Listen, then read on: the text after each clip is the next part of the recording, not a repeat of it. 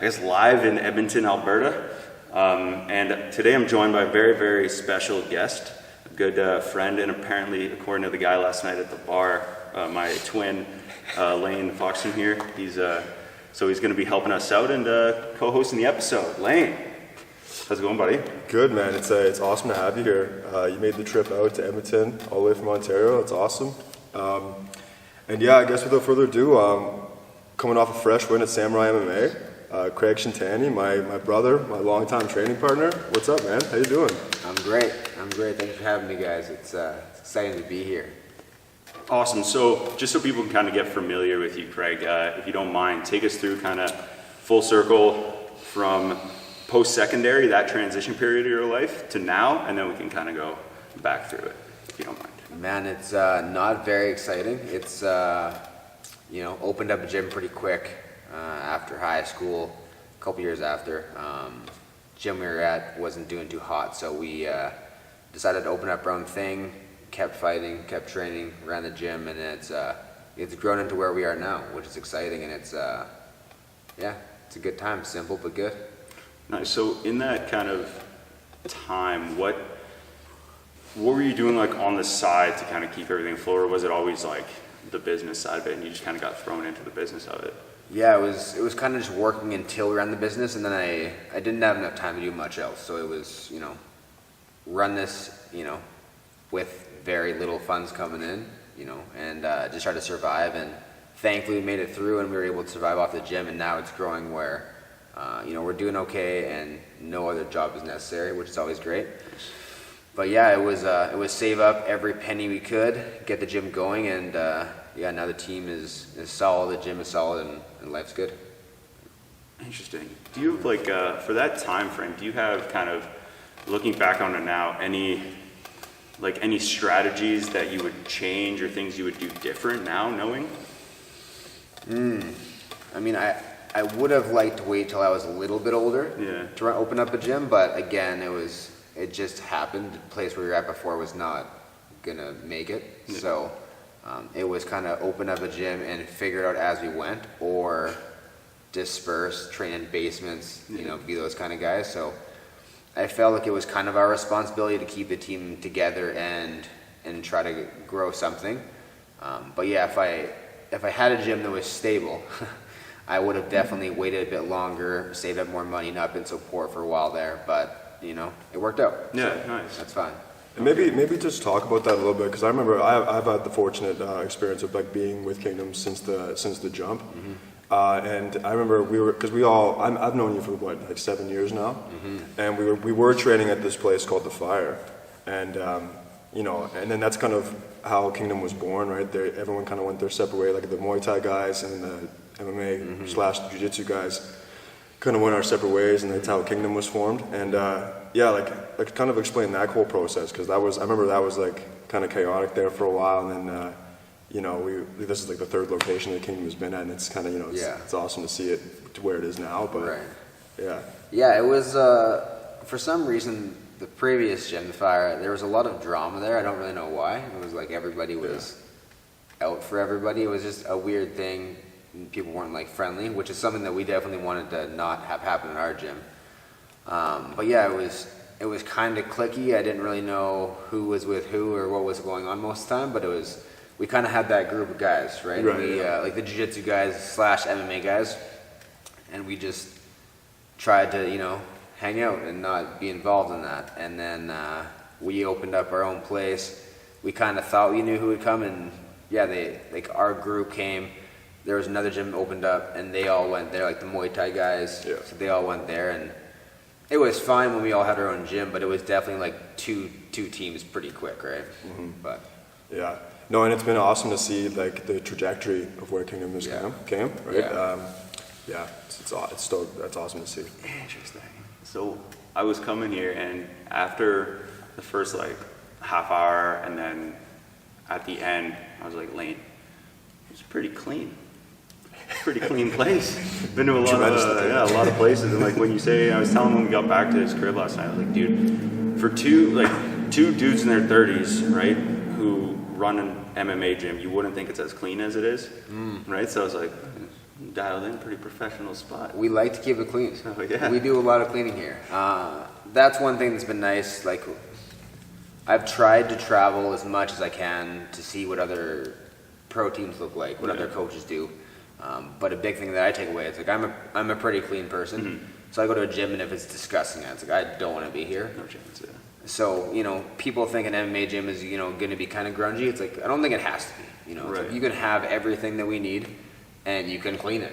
It's as simple as that. It's like, we don't have to be like meatheads and like, Yeah. I don't care about my hygiene. It's like, well, we can be like normal human beings Yeah. and do MMA. And I think a lot of coaches and gym owners just get lazy. They're just like, well, the gym is built like, any business owner really. It's like, once the setup is done, they kind of let people run the show for a while. Yeah. It's like, well, we can show up and clean for 2 hours and then coach. Like, it's not like it's a crazy hard thing to do. Oh, God, no. So why not do that? Have people happy, have us happy, Yeah. and yeah. And there's nothing, I mean, to each their own, but there's nothing worse than like going into a gym and it smells like a gym bag. Yeah. Oh, man. like it's just like, all right, well, let's get some work in, I guess. But Dude, I've gone to so many gyms where it's like, I don't want to put my gym bag on this floor because my gym bag is going to have staph, It's like, it's like no just doubt. sweep it, just spray it. It's super, super simple. Bare minimum is Yeah.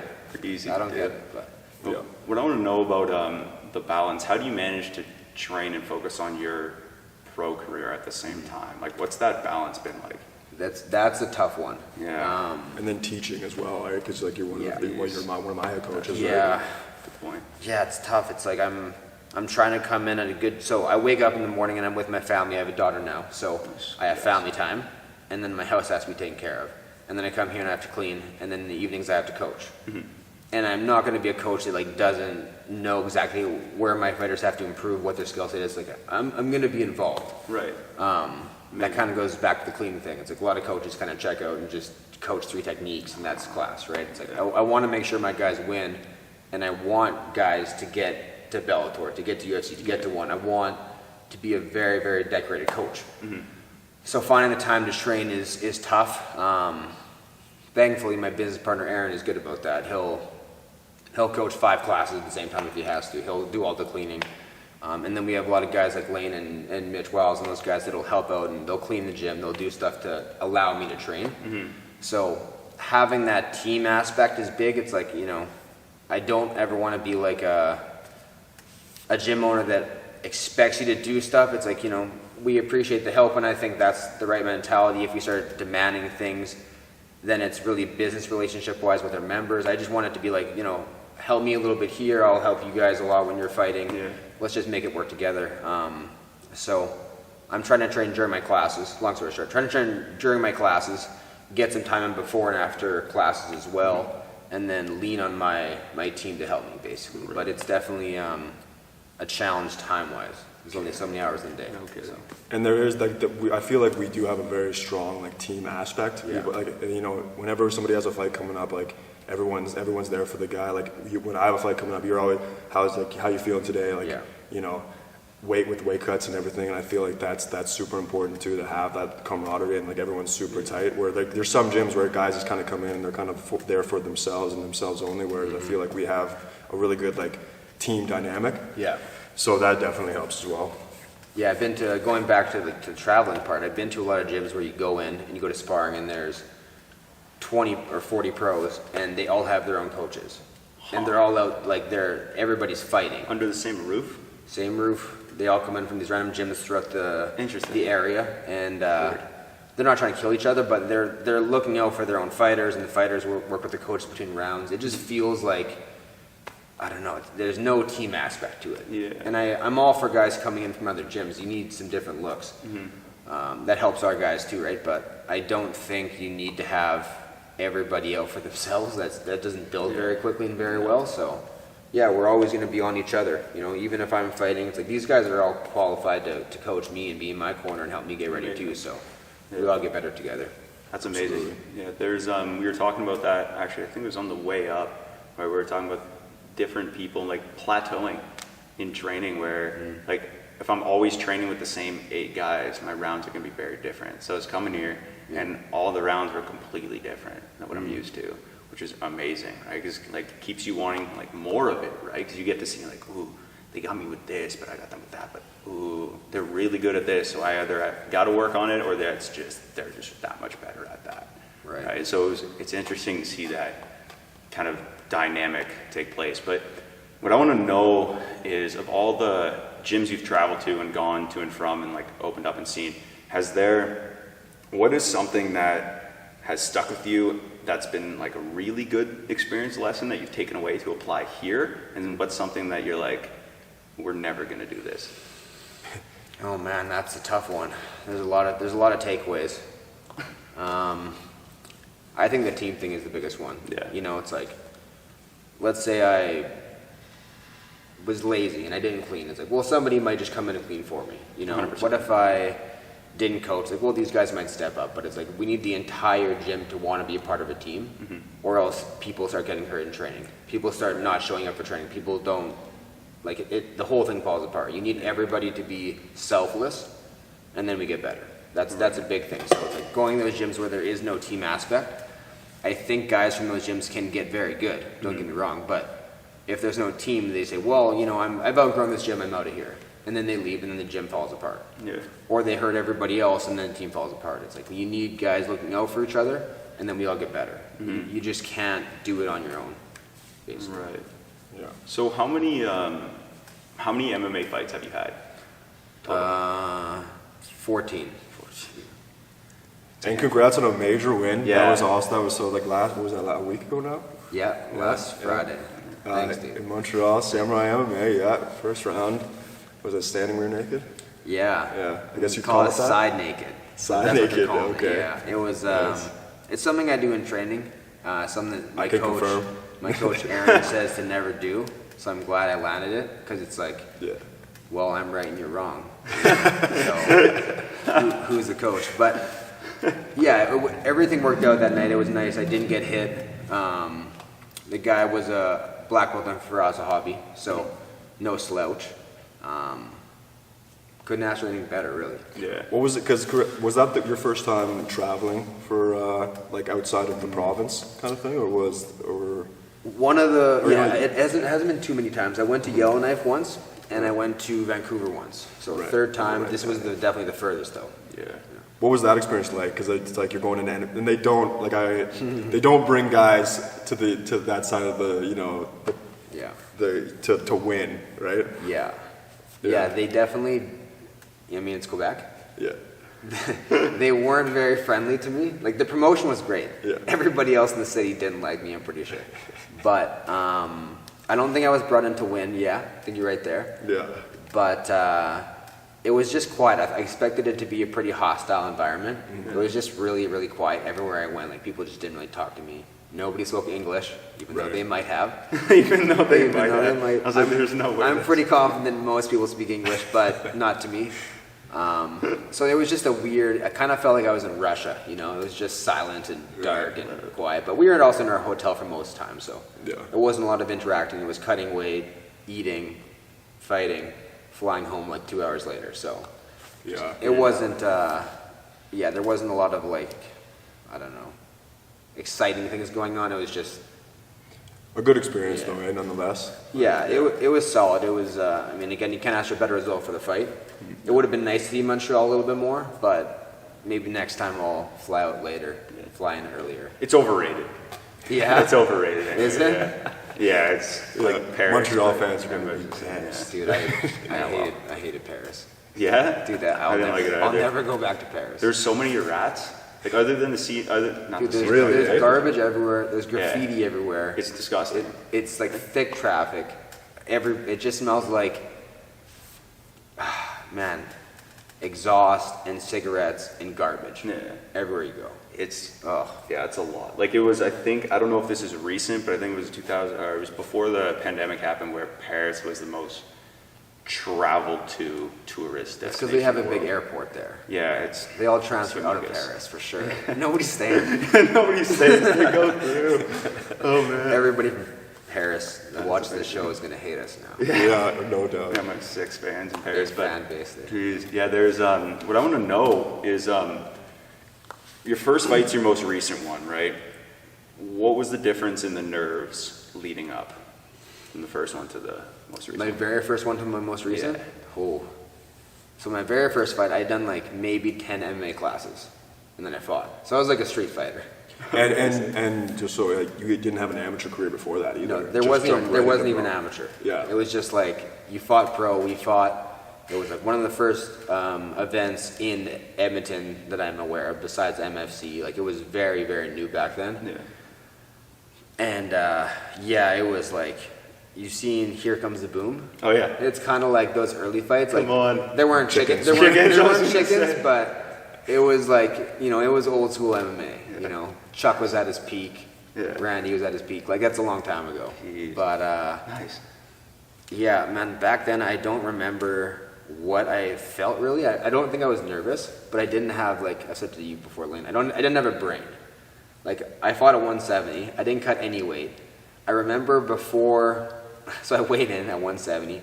I didn't cut. After my weigh-ins, I didn't have any water. I don't know why. I'm like, I don't need water. And I had a can of beans. So that was it. That was like my post-fight weigh-in. I'm like, I just need beans. Like beans have Ready to go. protein. They've got sugar. They've got fiber. Like I'm good. So I was so dehydrated. I just collapsed because I hadn't trained. Like I ran on the treadmill a bit. And me and my buddy sparred, and we had pads after the spar sometimes. So I like gassed out. I just like collapsed. I remember my body against the wall. Like I'm so tired, and then I just like fell down. So that was my first fight. So there wasn't a lot of thought process happening at that time. Into my last fight, it's like it's a lot better. It's kind of like zero. Yeah, it's like nothing to something, I guess. Like Yeah, night and day, man. Because I mean, Yeah. now you're a professional athlete, like honestly the most disciplined person I know, and you've never really fallen off. So it's like it's interesting to hear that from like the beginning to like now, because it's like now you meet you now, and it's like you would Yeah. never think that, right? Yeah. Well, thank you. That's a nice compliment. I think that will help me to coach guys. You know, it's like I've seen all kinds of guys come in, say all kinds of things, and that will lead to, it's like, well, I've been there. I've been the dumbest individual you can be. So you may be really dumb. We can relate, you know. Yeah. But yeah, I wouldn't recommend it for like, it's like don't do what I did for fighting, but let me help coach you because I can correct what you're doing. Because man, we have guys come in all the time and you hear it. It's like Yeah. never trained. It's like, hey bro, I want to bang. Like just put me in there. It's like they've done like a month of training, or like man, I'm gonna be a world champ. It's like, dude, you haven't had a smoker. Like you've never done a blitz tournament. Like how do you know you want to be a world champ? Yeah. You know, and it's and they they don't last, so it doesn't matter much. They're gone Yeah. pretty quick. But yeah, oof. And that's good too, because you can articulate like what not to do as well. Yes, Right? yeah. So yeah, that's really important too. Yeah. Dude, when you're in like the thick of it, and whether you're getting your butt kicked or not, or you're winning, what's going through your head in between rounds? Like in the most recent one, like what goes through? That's a great question. Yeah. The last one was Thank one you, round, Craig. so yeah. I It's haven't like had nothing. yeah. Zero. Zero thought. I haven't had too many between rounds. Most of my wins are from first round, which is nice. So how you want to I'm do not it. the best guy to ask. It's kind of just like chaos. It's like when you're fighting, you don't know how much time is left. Like you could be fighting 30 seconds in, and you're like, it's been an hour. Like I'm so tired. Yeah. You can be 4 minutes in, you're like, I think I'm a minute in. Like you just don't know. The round ends, you like don't know where to walk to, so you're like, go find your coach, walk over to him, sit down, and you're just trying to listen, but it's like you're just kind of, I don't want to say you're drunk, but it's like you're just not thinking clearly at all. You're easily disoriented. So that's why when you're a coach, it's like the simplest instructions possible, and you repeat it over and over, because a fighter will, like, you say something complex, it's like, it's going over your Yeah, head. it's gone. Yeah. And to add to that too, right? Like it's such a hectic situation that in between rounds, like hearing a familiar voice and just kind of bringing things back down to ground level. Yes. I think that's like, I mean, like I can attest to like be in between rounds, like just calming, just trying to like ground yourself. Yeah. It's probably the most like what I'm trying to do. Yeah, for the that's most part. and that's why you need a coach that's like actually, like that's why you got to do the proper training. You need somebody who's invested in you, because you hear my voice, you hear Aaron's voice throughout training. Yeah. So when you fight, it does bring you down, it calms you down, and you need somebody that you recognize and that kind of brings you some comfort. Yeah. Cause yeah, man, it's crazy in there. How often in your life do you fist fight somebody who's dangerous in front of 2,000 people on TV? In your It's underwear. Like, in your underwear, yeah. Yeah. Like Essentially. most people, you get in a street fight against somebody who's never thrown a punch, and you have your coats on and nobody's there, and like Yeah, even so- that is like you finish and your adrenaline is crazy for the whole night. So imagine in a fight, it's just Yeah. Just trying to control the chaos, right? Yeah. yes, Yeah. yes. That's a good way of looking at it. So that's psychological part, and we were talking about this yesterday, and I think you know where I'm going with this, because it threw me off, because you didn't put the timer on for rounds yesterday, and I was messing with my head. I was like, yo. We do that a lot here. Yeah, I was like, I don't know what's going on. I was like, do I go hard or do I slow? You can't breathe. And I was like, yeah, you know what, we'll just go. It's got to end at some point. Yeah. So is that kind of why you do that specifically? I just really want to know. That's more so to bring out, I don't want, kind of bring out the crazy in you a little bit. Nice. Not so much for jiu-jitsu, but it's like, just fight. Yeah. Stop thinking so much. Fair. Because everybody's like, well, I'll pace myself, I'll do this for this minute. Like, there's too much going on. It's like, when you're in a fight, again, you don't know the time. And you just have to be like, I'm going, like, there's ways you can think about it, Yeah. obviously. But one of the ways I think about it is, I'm going to just fight this guy until he quits. Fair. Or I'm just going to fight this guy, like, I'm going to try to, like, go until the ref, like, literally pulls me off. Like, you have to have those kind of things in your mind. Yeah. So when you're training, it's like, well, I don't want the timer to save me. I don't want to pace myself. It's like, I'm just going until, like, I have to be stopped, basically. And guys will fight different. It forces you to, when there's no timer, to fight more smarter. Yeah. And then, because guys will fight differently if they know that, okay, I have 30 seconds left. Oh, yeah. Right. And then it's also, if you're the one being smashed, it forces you, okay, I'm not gonna quit. I don't care how long it. Like I'm not. You know, it's mentally like it strengthens you as well. I feel. For Yeah. sure. It does. It puts you in a It's interesting miserable, spot, but, yeah. but it's, Yeah, it's not but it's zero fun. Yeah. But yeah, but no, it makes a lot of sense to do it that way. But what I'm curious about too, Craig, is what goes into like what makes an ideal fight camp for you.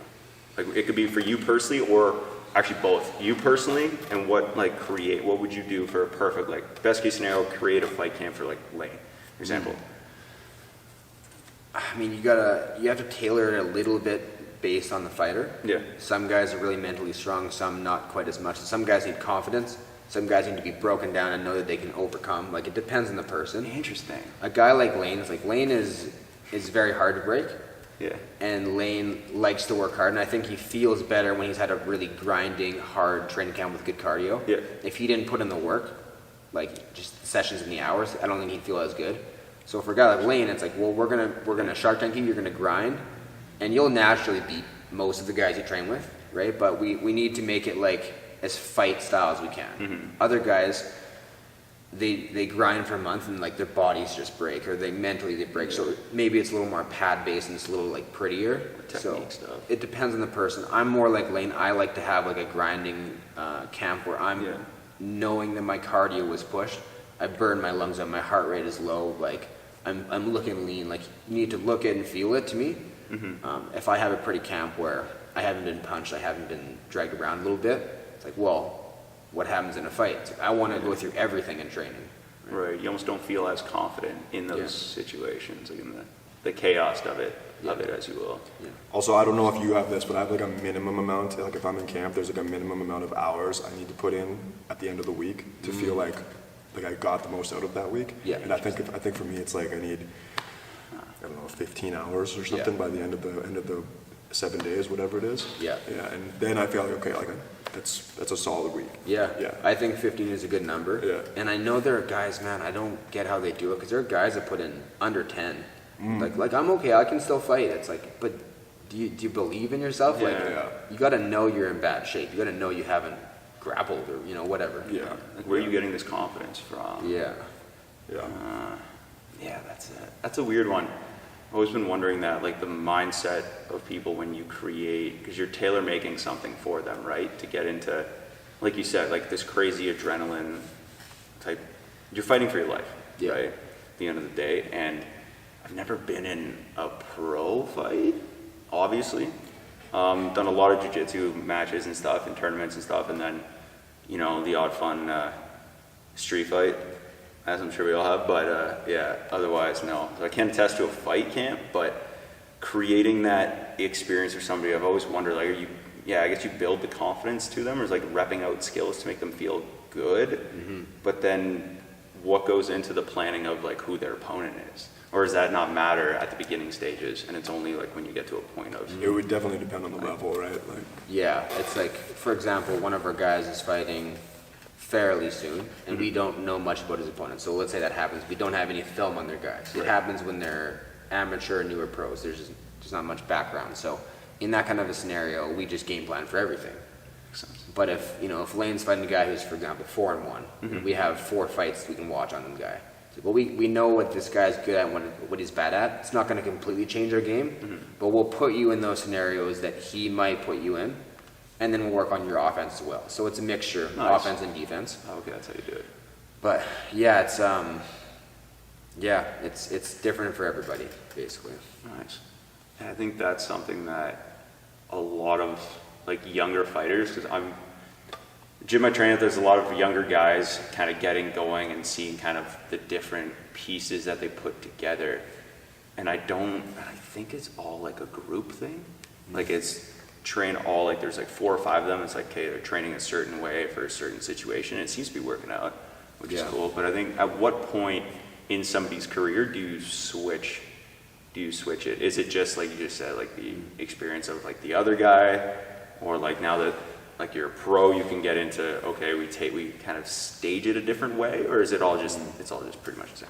I think you have to look at everybody's body type, their skill set, and you have to build up their offense. Yeah. So it's like Lane has his own game. We're gonna build Lane's game up while we also put some time into what his opponent might try to do. So it's not just offense, not just defense, but we have to always build his offense. Right. Because every opponent's going to be different, and we want to get to the point where no matter who he fights, his offense just smashes whatever they do. That's Nice. the idea. You see a guy like Habib, it's like, I'm sure he reps out what guys will try to do to him, but most of his training at this point, or at the point when he was a world champ, was he's just doing his offense, because nobody could even touch it. And now his offense is so good, everybody he fights is focusing so much on what he's going to do to them. And it takes So now they're doing all their defense. So you do want to get your offense really high, and let everybody worry about you. But you can't deny or ignore everybody else at the same time, especially when your game isn't like super high level yet. Yeah, it's not a could be one. and a lot of like getting better is not done in fight camp, right? Because you're only going to get so much better in fight camp. Like it's when you don't have a fight coming up that you get better, and then when you have, you say you sign a contract to fight in 8 weeks.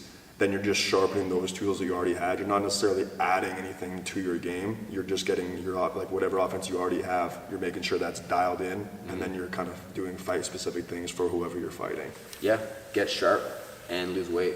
Yeah. Get your cardio up. It's like 3 things really. Yeah. But yeah, so many guys, especially like the earlier days going back, it's like so many guys, it was fight camp, they're taking time off. It's like, you want to be a high-level fighter, you have to get a solid skill set. That takes a long time. Yeah. To pick up a couple of things and actually make it part of your game, it's like 4 or 6 months of like drills over and over. So you can't expect to get good 6 months out of the year, 4 months out of the year. 100%. Yeah. So I want to ask both you this question. What is something that you've learned so far from your like short or long MMA career that has kind of been applicable in like everyday life? You know? Do you want to go first? Go ahead, Lane. Okay. I gotta think about this one. So many questions. So for me, like one thing that like I'm very young in my career, right? Yeah. But one thing, just through competing and fighting, it's taught me a lot of how to like be comfortable in like uncomfortable situations, right? Like whatever that may be. I feel like I manage stress a lot more or a lot better, I should say. Yeah. Because like when you're in those like super chaotic, like high stress situations, when something in like daily life goes wrong, like, you know, like the dog, you know, whatever it may be, it's like, I feel like those kind of minute things in daily life don't bother me as much as they used to, because I've been through such more like chaotic and stressful situations. I'd say that's probably like the major thing that I've taken away. I like that. Yeah. I'm gonna kind of copy you. I'm gonna echo Lane's answer because I completely agree. It's a confidence thing. and I don't like the word confidence because it makes me feel like I'm like, I can do this. It's like realistically, you just kind of stop caring, if that makes sense. Absolutely. So if I was driving, for example, if I'm driving around 12 years ago and somebody gives me the finger and wants to fight me, it's like, oh, okay, like I'm getting riled up. Now when somebody like threatens me or says something silly or whatever, it's like, okay, Whatever. Yeah. like, sure. It's like, how many people that you will meet out in public will be able to like do anything to you physically?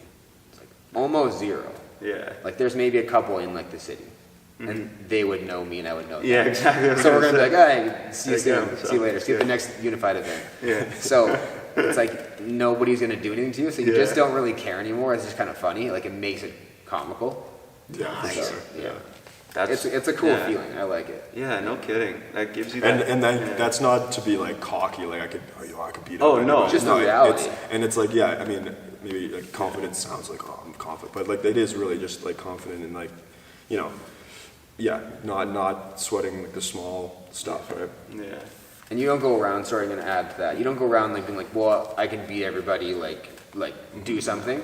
Like I don't want guys to do anything, but you just feel like when you get to a higher level, guys won't be able to hurt you. So you can just literally like you could walk away. You could stand there and like move. Like there's nothing that's gonna happen, and you're not gonna hurt them. But you can like have fun with it if you wanted to. So speaking of that, do you have a good example? That's why I'm laughing. I'm really curious. 'Cause I know you might have a great answer, but how have you had a scenario like that where, like recently, if you care to speak about it, right? You don't have to, but that somebody's like you've had to defuse a situation, we'll call it. Like, what's the best one you could think of? It doesn't have to be most recent, but Nothing too Curious. crazy. I would say like every second or third day I drive to work, somebody wants to fight me.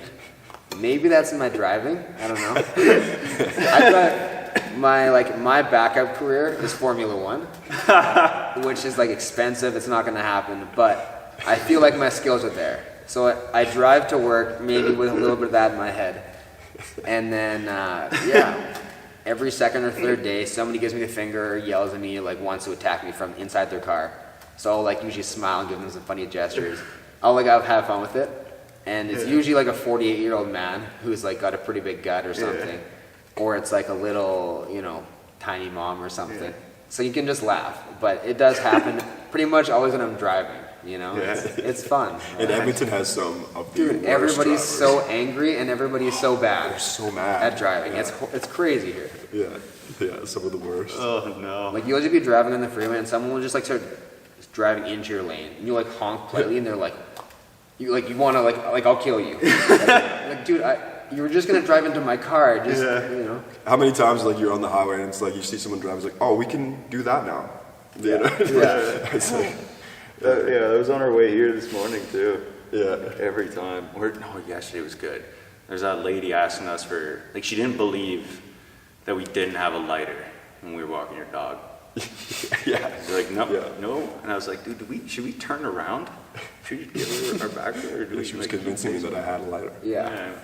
Maybe I have one. Let me check it out. Yeah, that was a little situation like that. But because I get into this conversation pretty much every time I see my good buddy Pat, and he's like, we talk about that where that's the end of all situations. Like if we're talking shit, it's like it doesn't end with like, I mean, if we're all talking shit, I would make a joke and somebody's be like, all right, you got me, But because there's like it's fun. But if somebody's like you go back and forth or like they comment rude stuff online and like social media's now made it okay to say whatever you want to anybody.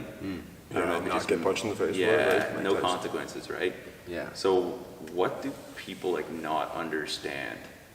Like normal people, what do they not understand? Like what are they missing about like that, like the About, like, violence aspect or About like talking trash on social media. yeah, and like stuff like that, and just like going up to like Well, the I think sorry, confrontation part I'll of it. just jump in. Like, I just don't think a lot of people have been beat up, right? Like, a lot of people just don't know like what it's like to be beat up, right? Or have never been in a physical altercation in their life, and they have this convoluted idea of what they would do in that situation that is just ludicrous, right? Like, it's like, Yeah. I think it would be good and beneficial for everybody to train, Yeah. just so you see what's out there. You don't have to like go spar. It's like go grapple with somebody who's trained for a while, and you will stop talking trash because you'll realize how incredibly not capable you are at defending yourself or anybody you love. That's a reality. It's like most people would die so quick against a fighter. Like they have Very no fast. idea. So it could be a punch in the face, could come grapple, but it's like you do need to realize where you're at on like the it's and sorry, just going back to the trash talk. Sure. I think on the other side, everybody gets so like upset about a trash talk. It's like online, I think if you're the tougher person, you just have to have fun with it, same as a driving thing. It's like just don't worry about it because you know what they are. You've seen guys come in on their 3-day trial and you'll see where their skill set is. That is the same person talking trash to you. Yeah, true. It doesn't matter. They can do it. They can't even run down their block. You know, like don't worry about it. Yeah, for sure. It's probably the best way to go about it. Like there's I have a buddy of mine, big guy, and he was kind of had that like ego check.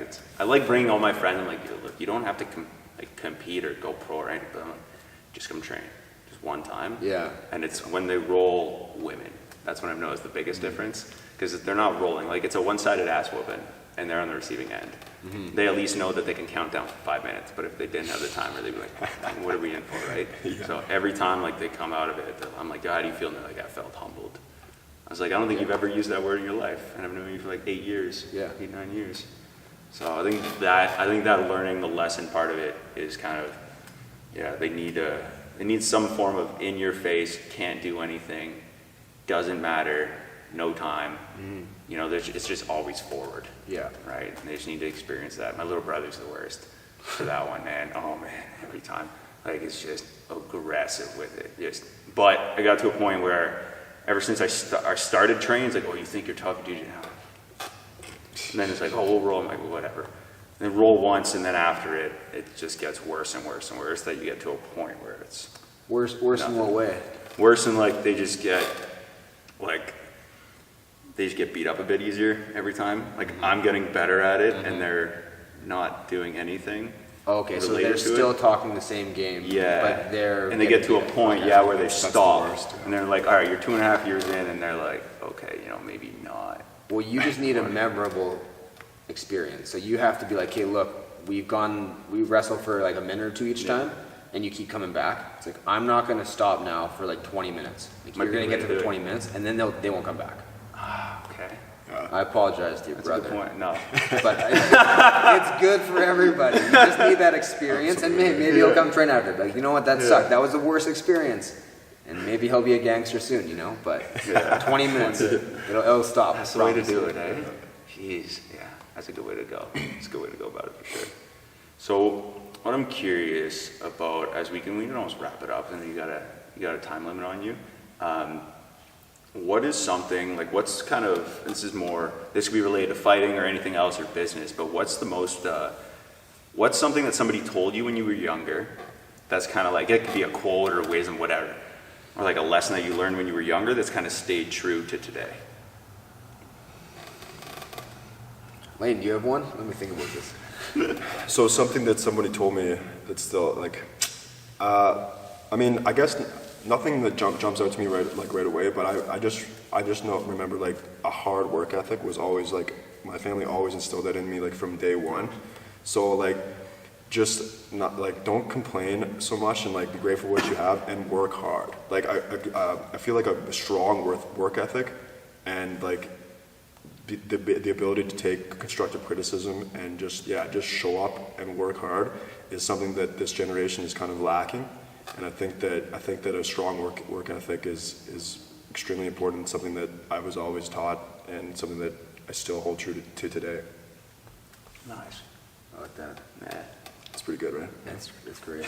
That's really good, I'm like, same idea. I don't have a specific, quote or something in mind that somebody said to me. Just like I remember being raised a certain way and being around people that lived a certain way, and it was just to not be afraid of anybody. Nice. And a friend of mine, his name is Steve Beaumont, he was a good role model for that. Like, he'll fight 4 guys at the same time, and I remember him going to the gym to get a pump, going to the bar, and then fighting. Like, he was a gangster and a beauty, or he is. Amazing. he's settled down with the family now, but man, just watching guys like that, it's like my brother, like all of these older guys that were just like, don't be a pussy. Yeah. Don't run away. Don't back up. Like stand there, stand your ground. It's like that matters in fighting, 100%. and that matters in life. It's like as soon as you flinch, it's like you're dead. You know, you can't be timid. Yeah. And yeah, I don't think you have to be like puffing your chest out, but it's like somebody like, you know, does something to you. It's like you can't just run away. You can't just turn around. You got to like stand there and be a man and take it. Yeah, that's a huge, like, I like what you said, Lynn, about the generational, like, there's friends of mine, or guys I know, just like a year or two younger, and it's gone. Right. And then there's 2 years older, or like a year older, or it's just like the complete opposite. Dude, wait till you're 10. You're like, wait to see high school when you're 30. Oh, no. Oh man. Oh, I'm It's, not looking forward to that. Yeah. Yeah. I think it's just gonna get worse, too, eh? Oh yeah. Hopefully not. I like to think, I like to, you know, think that it would get better, but you know, it's not looking like that. Yeah, and hope for the best on that one. It's a comfortable world, right? Yeah. It's like, why do anything that is uncomfortable now? Can't fail anything, you know. Yeah, and I was telling Lane, I was like, it was one who's in the Lone Survivor speech, but he goes like, he's like, anything worth doing is worth overdoing. Because then like, he's like, moderation for cowards. And I'm like, you're God. on to something, my dude. You know, it allows you to kind of, that comfortability doesn't help you grow. Like we were put on the earth to grow, to learn, connect. Yeah. Right? You can't do any of that. Just Where would we relax. be if we had stopped throughout history every time we were uncomfortable? Oh, Oh absolutely, my yeah. God. None of us would be here. We'd be no. We wouldn't be in this place, wouldn't be in front of the camp, nothing. Kingdom MMA wouldn't be here. Yeah, exactly. Right. Yeah, 100%. man. We wouldn't have this technology. You know everything. Yeah. It's hard work. We have to all have it. Right? For sure.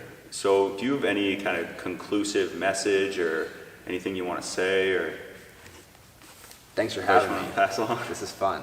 Dude, I'm glad. Whenever you're in town, call me. Yeah, I will for sure. Um, Appreciate it. Not really. Don't be soft. Work hard. Train MMA. That's Grapple it. for 20 minutes. That's pretty much all I got for you. Absolutely. That's Grapple for 20 minutes. that's golden. Yeah. Right on. Well, gentlemen, Craig, I really appreciate your time. I really do. I appreciate Thanks, you brother. Yeah, I really appreciate allowing you. me in the facility and kicking my ass. Yeah. That was a good Really roll. appreciate No, it. nobody got beat up there. I mean, eye of the beholder, right? So, no, I appreciate it a lot. It was a very, very clean, nice facility you allowed me in. And yeah, and just thank you very much. I'm really grateful. So Anytime. Appreciate thank it. you. Thank you so much.